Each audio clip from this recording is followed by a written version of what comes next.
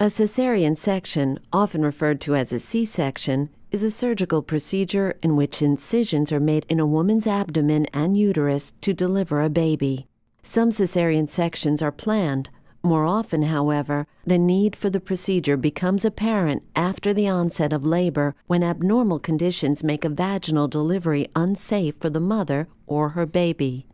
Common indications for cesarean section include dystocia, placenta previa, and fetal distress.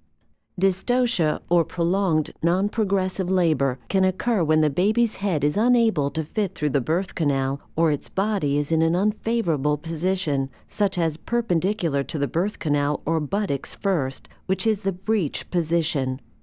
Placenta previa occurs when a low-lying placenta partially or completely blocks the cervical opening.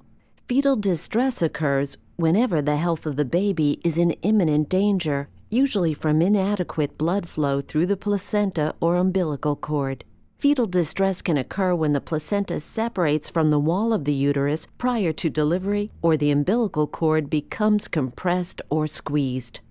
Other conditions that may require a cesarean section include multiple births, large tumors of the uterus, genital herpes or other infections, or medical problems such as uncontrolled diabetes or hypertension.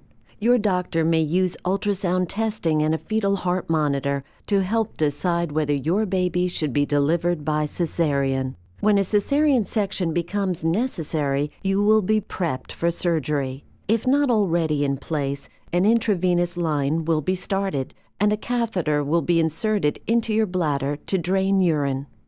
In the operating room, you will be given anesthesia. In most cases, a spinal anesthetic is administered to numb the lower portion of your body.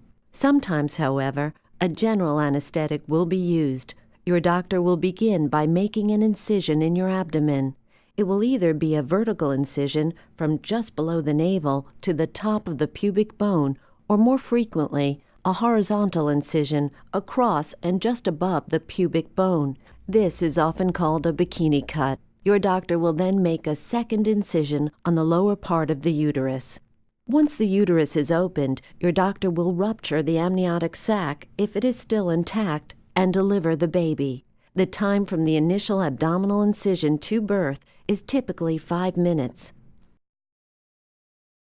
Your doctor will then clamp and cut the umbilical cord. Gently remove the placenta and tightly suture your uterus and abdomen. This typically takes about 45 minutes. The hospital stay after a cesarean section is usually 3 to 5 days. During this time, you will be encouraged to breastfeed, nap when the baby sleeps, and get out of bed often. While most patients are able to take care of their new baby soon after the procedure, full recovery may take 6 to 8 weeks. Your scar will lighten as it heals.